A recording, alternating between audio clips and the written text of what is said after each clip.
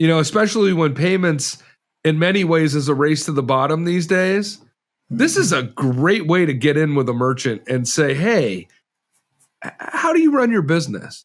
And are you aware of the potential harms that are just unknowing or unintended that could be coming your way that I see happen all the time?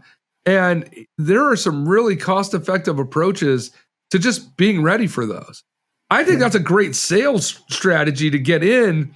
And even if they don't want it, you're talking to them about a way to protect their business unrelated to what you're trying to sell them. Welcome to the Payments Experts Podcast, a podcast of Global Legal Law Firm. We hope you enjoy this episode. Today, we're really excited. We've got a remote podcast. Joining us in studio is Global Legal Law Firm founding and managing partner Christopher Dryden, as well as our special guest joining us remotely, John Aronson of AJ Global Cybersecurity. You can find John over at ajglobalcybersecurity.com. John, we're really glad to have you on this podcast. Looking forward to a great conversation. Oh, thanks for having me. All right, so let's roll in. John, it was a pleasure meeting you at NEAA. It was a brief encounter, but it was nice to see that you were in the space. It was very interesting to see that you were speaking at a breakout session. I did not get a chance to go to it, but it was. I saw your presence there as something that's beneficial, considering where payments has been and where it's going and where everything will continue to go in the business world. Whether it's payment related or not. But John came by our booth at NEAA and we started talking, and I looked at his name badge and I saw what he did, and it was just, it wasn't your normal like payment sales guy or POS system or something along those lines. And John was there offering cybersecurity services. And when I started talking to him, he said, well, I'm in a breakout session. You can actually come and listen to me at the breakout session. And I said, unfortunately I can't because I'm taking off a little bit early, but I thought that this would be a great subject matter because we're ancillary service providers in the space. And I believe legal services for any business, in a preventative fashion is necessary and is beneficial to the business. And then I thought about cybersecurity and what John was offering. And for me, I didn't know enough when I was speaking to him, but I thought, well, this would be great to have on the podcast because this impacts every single merchant because everything is through the cloud these days when it comes to payment processing, let alone business systems, right? And so, when I was thinking about this, I thought, well, this is perfect because as we said before we came on the air, look, nobody thinks that they need a lawyer until they need a lawyer. And it's the same thing with what you do. It's most people don't do anything until the problem's at their doorstep, and then the price tag's just so much greater when there could have been some preventative expense beforehand to keep away the major expense, sort of like, taking on insurance. So that was my thought process for having you in. And so if you could give us your elevator pitch as just what you do. And it doesn't necessarily have to be payment centric. It's just like, hey, what are the business services that you offer, or that AJ Global Cybersecurity offers, and then we can kind of segue into like, how did you find us? Because I think you're definitely needed in this space because I think most people think this is cost prohibitive, and I'm sure it's probably not. So I'm gonna let you take it away. Well, thanks. Yeah, just like you said, you need a lawyer, and it's too late. You need to have set the table prior to finding the right law firm to represent you. And we are in the similar case. We serve businesses of all size, single mom and pop location to multinational organization that would have clients all over the world, independent sales organizations, processors, independent agents. Cybersecurity has become incredibly necessary at the SMB level and even at the upper mid-market and certainly large cap space. And for years, the only thing that I really found out there that was a satisfactory solution to provide some level of preventive defense against a cyber attack or an incident was your traditional antivirus that's going to come pre-canned on any operating system that you might receive when you buy it. And that's awesome. It's one piece of the overall defense. But the reality is, and we found this, that there's about 6 different layers to a sound cyber defense. And what AJ Global does is we offer financial protection to an organization of any size. And we found a way to go ahead and create that to be a revenue neutral process at no or low cost of an entry point for the individual client. And we provide financial protection anywhere between $250,000 up to $25 million should there be a cyber event. But before we get into a traditional, okay, I have a cyber liability policy for X benefit, and if you have an event, you have to get through that event. AJ Global's unique proposition is we offer quick reactionary funds to an individual organization as they're experiencing the event itself. So take a ransomware experience as an example. The client wakes up, they go to work in the morning, they fire up their systems, and nothing will turn on. They can't get to their account receivable. They can't get to their materials list. They can't get to HR. They can't get to their banking. Really, they're blind. And they may have 1 or 2 emails with an extortion and a demand for a ransom, usually in Bitcoin or some form of crypto. And it says, give me 50,000 US dollars in Bitcoin by Thursday, or we're going to start smearing your company. And when that happens, the client has always done 1 or 2 things. They, first of all, panic and do nothing, which is probably the worst thing to do, or they begin a negotiation with the threat. But they have limited funds. Most SMBs don't have much more than $50,000 on hand at any one time. And with the clock running, it's really, really important to be able to go ahead and say, you have some reserve, cash reserve, that they can go ahead and begin that negotiation, get their companies back. And I found that has been the missing link, in my opinion, my professional opinion, over the past 5 years, where a client finds themselves in that situation and they just have not even remotely prepared for it. And because AJ Global has a way of implementing a protection, including this additional funds, and I refer to these as QRF, any active duty or prior service military would probably recognize the phrase QRF as quick reactionary force. Well, I plagiarized it and I call it quick reactionary funds.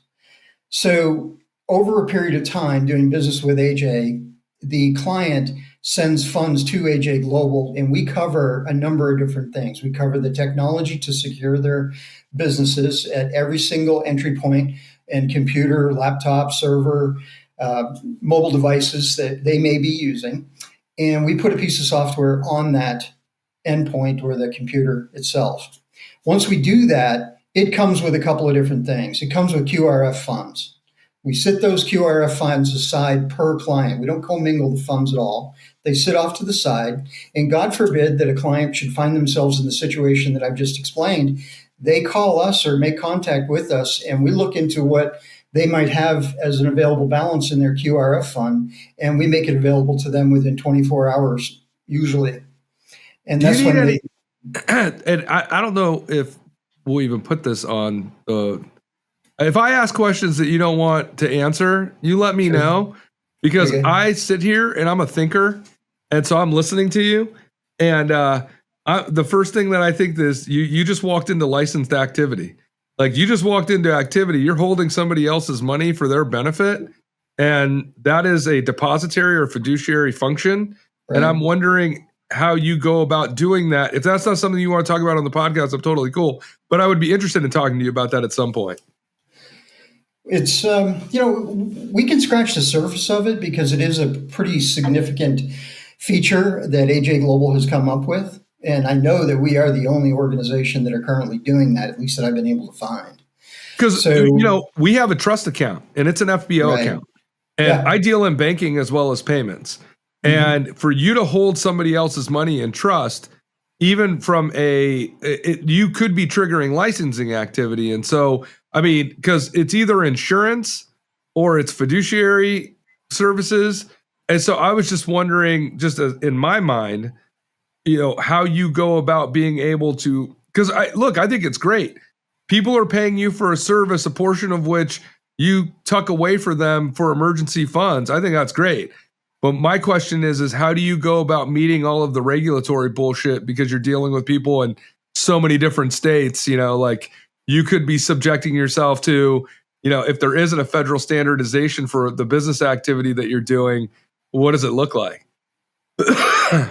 Well, we have gone through the appropriate steps to go ahead and create the fiduciary accounts that you talked about. And the funds are isolated specifically for the benefit of the individual organization that's doing business with us. Again, I mentioned we don't commingle. And we are very, very sure that the clients that we do acquire, that we check with the states in which they're operating to be able to go ahead and fulfill the obligations of AJ Global. Now, if we find out that that's something that's a little bit cumbersome or unclear on exactly how to go about doing it, then they can hold the funds. Yeah. Yeah. Which is another great thing, is just say, hey, open up a sub account or a separate account. That's and, right. Just dump this into it. Do you have an online portal where you give people reporting for what they have on hand at any particular time? Yes, we do. Okay, cool. That's great. Yeah, because that wasn't something highlighted on your website at all. No, it's not. It's not highlighted on the website. It is a functionality, but a lot of the work that we do, even for our smallest clients, is custom. And some of them may be like, well, we just want to take care of it ourselves. Not a problem. Yeah. That's fine. But human nature typically kind of kicks in when they do that. And if they run short of funds somewhere else, they may tap into that. But that's up to them. Yeah, if they're holding the funds on their own. Yeah, for sure. I get it. Is the way that you price it out, are you considering as part of the price point as almost like a rebate when they pay for something that funds go back in? Yeah, that's exactly right. Yeah, okay. It's almost treated as a rebate.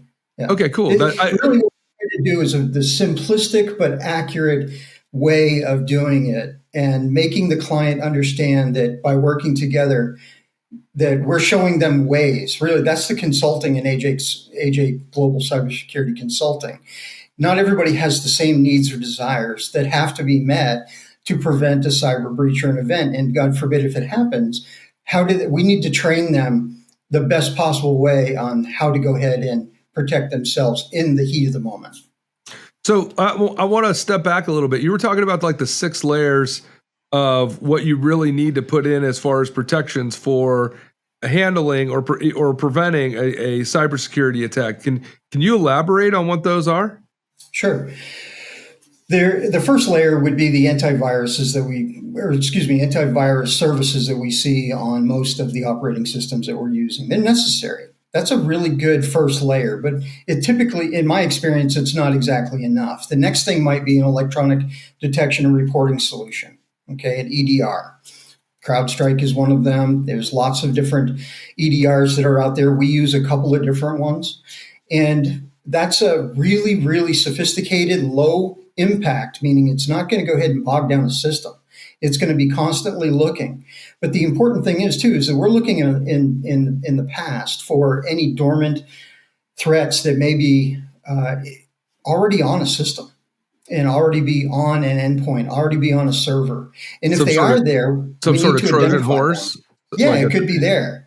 And a lot of the EDRs that are out there skip over them. They don't see them. They don't see them as clearly as the ones that we're using.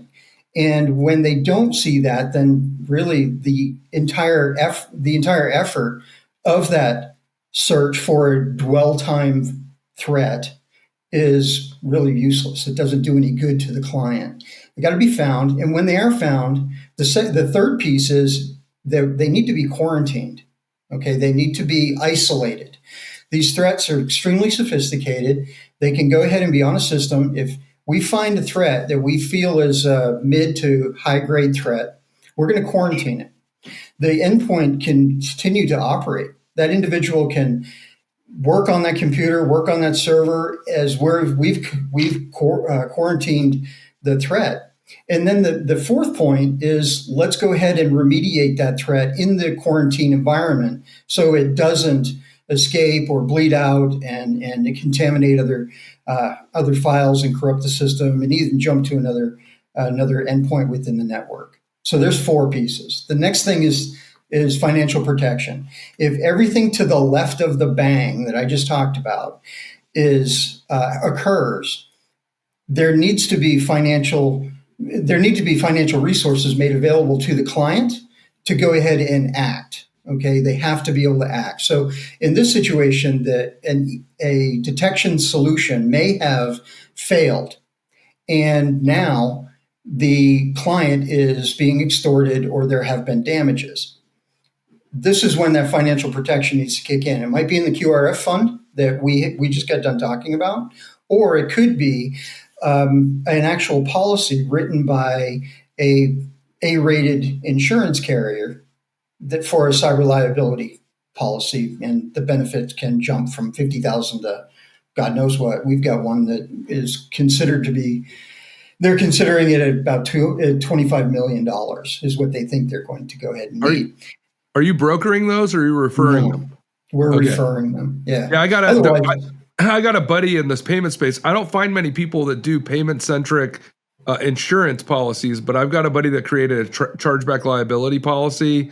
Name's Kevin Mendizabal, and he's probably somebody I should introduce you to. He's been doing insurance and payments for like close to 15 years. Really, really good guy. But he actually thinks about these kinds of things, and I know he has a cyber policy that he has offered out. But I think in conjunction with these types of services, it makes way more sense, right? Because as being a insurance provider, you're just talking about the end event that requires the insurance versus all the things that could be preventative on the front end. That's right. The insurance providers the business is a pile of ashes behind you at that point in time. You're filling out a claim and hoping for the best for financial resources to come your way that you can do any number of different things with. And as you may know, and I've seen, and I'm not an insurance guy, but when I read the policies, I see sublimits, I see different elements that are going to give me a maximum benefit for a certain thing or a department for reconstruction or rebuild, and brand rehabilitation is a big one. So that's not what we don't do the policies. We're not a broker. We're not licensed as a broker, but we have access to world-class insurance carriers that are happy to go ahead and underwrite, or at least look at underwriting a liability policy, cyber liability policy. And they love the idea that we're using a piece of software to be a continuous underwriting tool for them to see. So if our soft, I think it's like coupling these things together. If I'm an insurance underwriter, I'm definitely thinking, oh, okay, well, it's a lot easier for me to underwrite this type of policy when I've got this type of preventative work being done on the front end. And if it just happens because you've got somebody who's done something that is, in some way, shape, or form, maybe out of the insured is proactive, but the mousetrap gets better even for the guys that are perpetrating the cybersecurity events that require your services. And so, everybody's learning. That was actually one of the questions I had is, when you're doing your work, can the party perpetrating the intrusion, can they see what you're doing? And is it like a cat and mouse chess game going on within this environment for you to do what you're doing without being detected? I'm figuring it's got to be some like cool game you're playing in there a little bit. Yeah, that's above my pay grade, and that's for the technologists, and they do play a cat and mouse game. When they actually do the quarantine and drop the cell door behind the cyber criminal and lock them up, that's a tactical event, and they are really, really good at it. And the cyber criminals are really good at detecting that that's about to happen. And some of them will just leave the system itself and get out. I think that's awesome. Like it's just the idea of it, because you are, I see the gamification of everything, right? Even in schools these days with my kids, but to watch kind of this chess match that could possibly be going on is kind of cool. And it's fast. And it happens in seconds. So thank God the providers of our technology use AI and machine learning to lure in a threat. That's one thing. And then to allow that threat to enter a space to a certain level where they can go ahead and make a solid quarantine and keep them in there before they kill it. And then they dissect those viruses. Okay, they want to take them apart in a certain way that they're going to extract certain DNA from that particular threat, and therefore record it and share it amongst the entire network.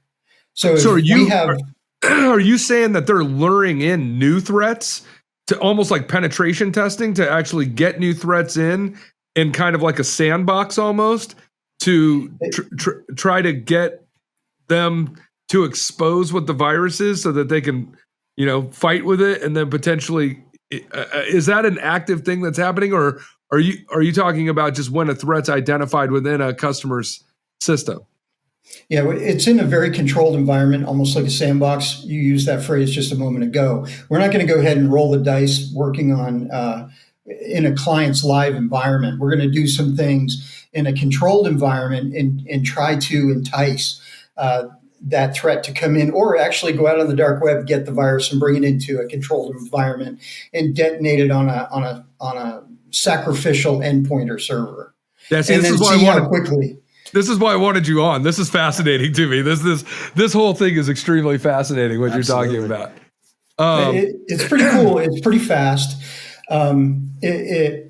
They've been very successful too, and that's something that really, if anybody in the industry or even small business, mid-sized business, ISOs, payment processors, financial institutions, when they're looking at an organization to assist in an element or all of their cyber protection in those 6 different layers that I referenced, they really need to look at performance, live performance, and then what are the credentials, who they've been working for in the past, meaning the provider of the technology itself. When we did this, we found a technology that was so sound and extremely good at what they were doing that when we asked the insurance carriers to look at their performance, which took 1.5 years, by the way, they didn't move quickly on this, as you can imagine. They looked under every single piece of code and saw dozens and dozens of sandbox type events that were impressive to the insurance company. And they said, okay, well, if you find a client, Johnny, and that organization wants to go ahead and protect themselves, they use this technology. We're going to go through each one of these different layers of defense, and we're on the farthest end to the right of the bang, where we would be paying a cyber liability benefit, not to me, not to the technology provider, but to the end user. Okay, so that's where it really is a differentiator, is that the client saw the damages and they're getting paid directly. So in some of the things that you're describing, in the services themselves, well, let me ask it this way, because I think it's a case study for what this podcast is about, and I think it's probably better used. How did you get into the payment space? Like, where did you segue? Because I'm sure this was not the first vertical that you were focusing on, but somehow you made it over here. What was the event or the trigger to get here? Well, I joined the payment space in 1994, door-to-door sales in Vermont. Oh, you're a lifer. So, I started with Nova Information Systems back in 1994. Yeah, and have always just either directly worked in the payment space or worked for a financial institution where it was part of my responsibilities. And ultimately, where I saw a need for what we're doing in the detection side of things, threat detection, and then financial protection, was when I would ride alongside a banker, a commercial lender, and they would go out to meet an organization that was looking to either be sold or to acquire another like business. And I would ask the banker, what are you doing in the underwriting space for the computers inside the acquiring business, the business that's to be acquired? And they would look at me and be like, nothing. And I said, so you could ultimately be financing the purchase of cyber threats? on behalf of this individual that's applying for the loan. And they were like, well, we never really thought about that. Yeah, it's like buying a sick dog, right? Like You don't know. Yeah, you don't know, right? You don't know. Yeah. So I'm not an insurance guy, but I filled out plenty of, enrollment forms for health insurance. And it just triggered in my mind that dormant cyber threats are pre-existing conditions for a piece of technology. And an underwriter at a financial institution who is ultimately going to or not going to provide funds for an organization to buy another business, if I'm lending them money, I want to know how clean their network is, even if it's one or two desktops or it's a full-on network of thousands of endpoints. And that was something that was incredibly expensive. Nobody seemed to want to foot that bill. And I said, well, let's go find an organization that can go ahead and do that for pennies on the dollar. And then once those financial protections are put in place after we do the threat sweep and we find out what kind of things need to be remediated, even up to the quarantine and kill side of things, let's go ahead and financially protect those particular endpoints and make that transferable. So the business owner can have the diagnostic test done on every single piece of hardware and software that's within their business. We give them a report explaining these are the low-grade threats, these are the slight concerns, and these are the real red ones that we need to either just get rid of that endpoint because it's not worth trying to salvage. Look, I'm in litigation right now. I worked on a transaction to buy technology, and you would assume the know-how would come with it. And a very important piece of the know-how didn't come with it, and it was actually maintained by somebody who was misclassified as a contractor that was probably truly an employee. And he got into a dispute with the seller, and then we represented the buyer. Buyer didn't get what they needed. They had a whole game plan. Exactly what you're talking about was something that was probably should have been insisted upon in the transaction. So I see the need for it in a current situation that I'm in right now on the litigation side. It's like, it's crazy. These days, most transactions, at least in our space, are starting to involve some piece of technology. That's how people are getting a greater multiple or an EBITDA multiple versus just selling revenue. And so I find this to be very applicable. I've been meaning to ask you, what was your background before, so you've always been on kind of the tech side of things? No, man, I never attended a college class. I've always sat alongside people that were much, much smarter than myself. And I saw an opportunity to take existing world-class products and solutions in financial protection, and I welded it all together. And That's I awesome. have brought it to the marketplace. So and, who in the payment space do you have reaching out to you? Like, is there a triggering event? Or we hope not. We actually hope not. Well, but people that are coming to you in the payment space, do they have a particular footprint as an organization, or is it something that happens that triggers, maybe not like an actual breach, but something that may occur that brings them to you? Like, how do you find people in the payment space making their way to you? So usually it's one of two officers inside a payments company, and it's probably going to be a CISO, chief technology officer, that is going to be in charge of the security of an organization or a payments organization. Ironically, more often than not, it's the chief revenue officer that finds the most interest in what it is that we do. They're looking to monetize their security platform. And we share a variation of what you and I are talking about this morning, and that would fit their organization. And they consider moving forward with us by bulking up their security platform and then communicating out to their 50 merchants in their portfolio or their 500,000 merchants in their portfolio that they are doing that in a proper way, and then saying that costs money. And to protect the information, the exchange of information between us, the corporation, you, the company in which we serve, and return back, that costs money.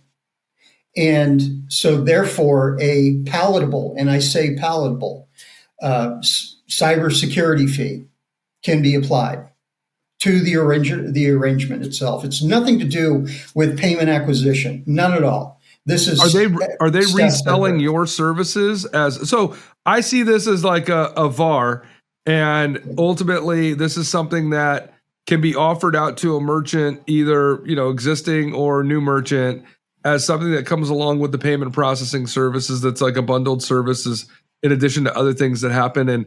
And are they reselling for you? And are you actually creating a potential profit center for them by reselling your services? I mean, how are you interacting, or is it just that you're providing end services for people in the space? No, there are two different phases of revenue generation on behalf of our process itself. One is for the client and the protection for that client, and then the sharing of the overall expense directly with their individual merchants. Okay, that's number one. That's phase one. Because that has done so well, many of those clients using phase one, which is their protection, they turn to us and say exactly where you went, and which is phase two. It's a value-added reseller service. Yeah. Can we become a reseller on behalf of not only the technology, but also the AJ Global program process? And that's something that my partners on the AJ Global side have said, well, yeah, absolutely. But it has to be with proper education before you go to market. And there are a million things that probably pop in, and some of them are extremely relevant. And others, deconstructing like all the red tape that goes along with potentially offering something like what you're talking about. It's like what we discussed before. I could see that you need a more sophisticated partner to be the distribution partner of this type of thing. Somebody who's, not just a small agent or something along those lines. But I do think it would be interesting for our client, for the people that our viewership and our clients that we service, because we're, ISO agent is just such a nebulous term. And it's such a varying thing. I mean, it could be a one guy doing his thing in high risk versus a whole organization. I mean, but I kind of throw them into the same category. It's everybody under the 800-pound gorillas and above the merchants. Yeah. And totally. So like, I've got my, kind of my architecture of how I show people what the space is that we work in. But yeah, I immediately saw this as being a potential profit center. One that provides security and safety, which I do believe is out there at all times. And it's almost like you drive a car and you're out on the road and you just never know when you might end up in an accident or something happens that would require your car insurance policy. Right. And I find operating a business and participating in the cyber world as we've gone to the cloud is no different than that. And I don't see why people don't see this. And if there are solutions that are not cost prohibitive to protecting a business, that it's like there's so many people that run businesses that aren't thinking about exit, ways that they can be harmed. They're just trying to make a buck, and they're just but this type of thing, especially when payments in many ways is a race to the bottom these days. This is a great way to get in with a merchant and say, hey, how do you run your business? And are you aware of the potential harms that are just unknowing or unintended that could be coming your way that I see happen all the time? And there are some really cost-effective approaches to just being ready for those. I think that's a great sales strategy to get in. And even if they don't want it, you're talking to them about a way to protect their business unrelated to what you're trying to sell them, right? Like ultimately sell them. Yeah, you got it. That's exactly right. Yeah. The financial protection is really what they want to hear about. The tech, for a lot of the SMBs in particular, it's like, yeah, okay, I'll get it, sure. And then they don't. And to your analogy, you might drive your car well, I don't know, you're in Southern California, so it might be hours a day if you're trying to get from A to B. I only got to go 3 exits, thank God. But you're doing that for 1-2 hours a day. Your business, whether a small business has a e-commerce platform or not, they're exposed 24/7 every day of the year. Yeah. Every day of the year. And they're all convinced that proper cyber defensive security is financially unobtainable. And it's not. It's really, really not. No, I agree with you. I just think it's a lack of information out there for people to tap into.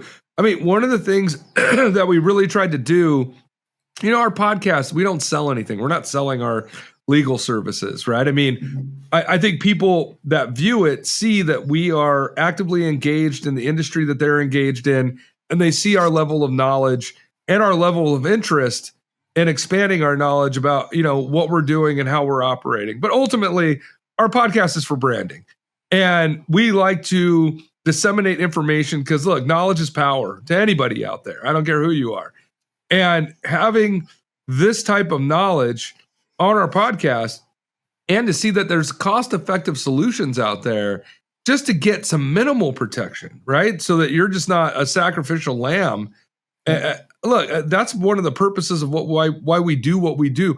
It was one of the purposes of when I saw you at the conference. I'm like, yeah, this guy should come on the podcast. This makes total sense to me because it's something that I think people immediately disregard because they think, I won't be able to afford that, or I won't get the benefit for the price, right? That's and right. I think that's right.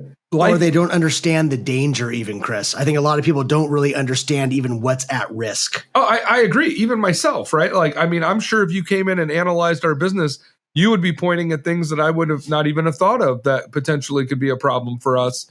And I think having that knowledge allows you to be proactive or make the decision to not be proactive. Like, I'm all about accountability. Like, if I'm accountable, it's fine, right? But it's where I duck my head in the sand and be an ostrich.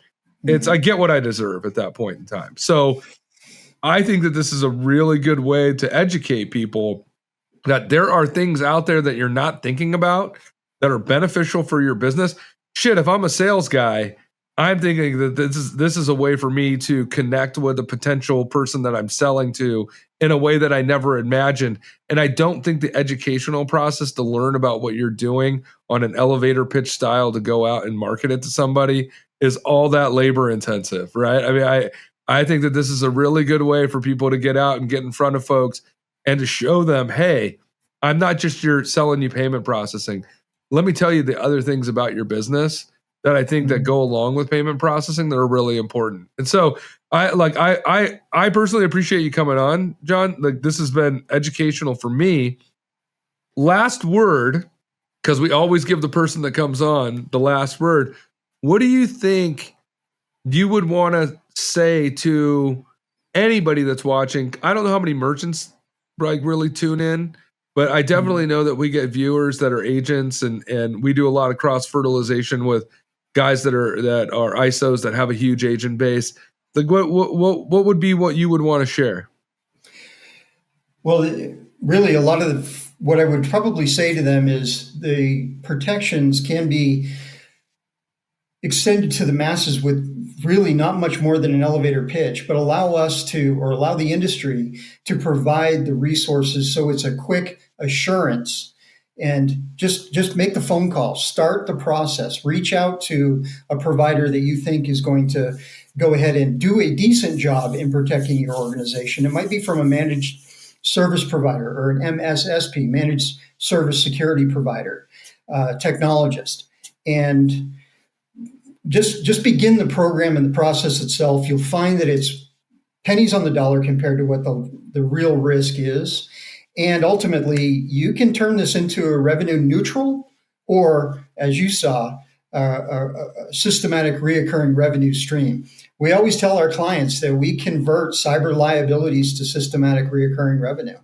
And that's what we do for all of our clients. We talked about the banks. Banks can add this into their underwriting process. I've got a technology company. It's an internet service provider. they're looking at doing this and adding additional dollar cybersecurity fee to every single one of their individual client base because they're increasing their protections on behalf of their clients. And it's something that is in the news every single day, unfortunately, and it's something that it's becoming not easier to defend, but you have more arrows in the quiver today than we've ever had in the past to be able to protect even consumers, small businesses, large corporations. Okay. Jeremy, you got anything for John? Yeah, just a quick question. 'Cause, John, I'm like Chris. I like geeking out on this stuff a little bit. My question for you is, and I can maybe even move this to a different part of the podcast. It's 2025. I remember, McAfee and these old back in the day. Yeah. Chris mentioned the Trojan horse. Yep. Is this all the same old stuff, or has it become incredibly more sophisticated? I'm just curious what the threats look like these days, and are they using the same old, methods? Yeah, the same old methods. Yes, they are probably the easier of any of them to go ahead and detect and defend and quarantine. So they're not easy for us to pick off, but the cyber criminals are extremely sophisticated today. They have so much more power behind them. There are nefarious organizations in foreign countries that have done nothing but target the United States small to mid-sized business and large cap companies. They want the disruption, and they don't have to be successful in draining the corporate account. They just need to go ahead and get it on a social media platform that they were successful in getting in. So they're magnifying the event. A failed attempt is almost equal in value to a full-on robbery, which is crazy, but it's the truth because that goes viral in a heartbeat. And they've got a whole platform standing behind them to market it. Unfortunately, the statistics of the cyber threat sophistication increased just during COVID from many of the three-letter agencies. Went through the roof. Part of that was because we had employees tunneling back into work. We were all working remotely. We were all on unsecured networks trying to do our daily business. And that allowed the cyber criminals much more target-rich environment. But man, they're getting better at what they do. The technology providers have got to be as sophisticated or even better than the criminals. But there's a lot more criminals than there are the defenders. And that's always going to be the case. Yeah. So, that's why it's a 6-7 layer process that we sort of got through all of it. The other pieces are equally important, but, it's not a pleasant environment. It's not a depressing environment either. For as many newscasts that we see, unfortunately, on a daily basis, there are thousands of success stories that are not talked about of where prevention was successful. Detainment of the individual cyber threat, the kill and the dissection of the cyber threat, and then the extraction of the threat's DNA has been dispersed around the network and around the world even. To other three-letter agencies here in the United States and around the world. Yeah. That's being very helpful. And that information is coming down to the individual businesses all around the world. 43% of cybercrime is against small to mid-sized business. Yeah, 43%. Yeah. Not surprising. Well, look, how do people find you? Go to our website, AJ Global Cybersecurity. Give us a phone call. You have the template there is to just ping us, let us to learn a little bit about your business, and then we'll come back with a customized option. If they choose to take it, they take it. If not, we hopefully have given them some information on how to protect themselves. And of course, we'll be attending all the Bankers Association meetings, and I'll be at the Southeast Acquirers meeting next month, and then in the Midwest and South in the Western states. So we're doing a little bit more because we found some traction in this particular space, the payment space. And it's near and dear to my heart since I've been in it or around it since 1994. That's still in the DNA, my personal DNA too. Well, that's great. That's pretty impressive, John. That's great. Yeah. Well, John, thank you so much for coming on. Thanks so much for educating me and Jeremy and hopefully our viewers on what you do and how it impacts our space and businesses in general. It's been really enlightening. I want to thank you for your time. Oh, thank you all for having me. It's a pleasure speaking with you. Thank you for listening to this episode of the Payments Experts Podcast, a podcast of Global Legal Law Firm. Visit us online today at globallegallawfirm.com.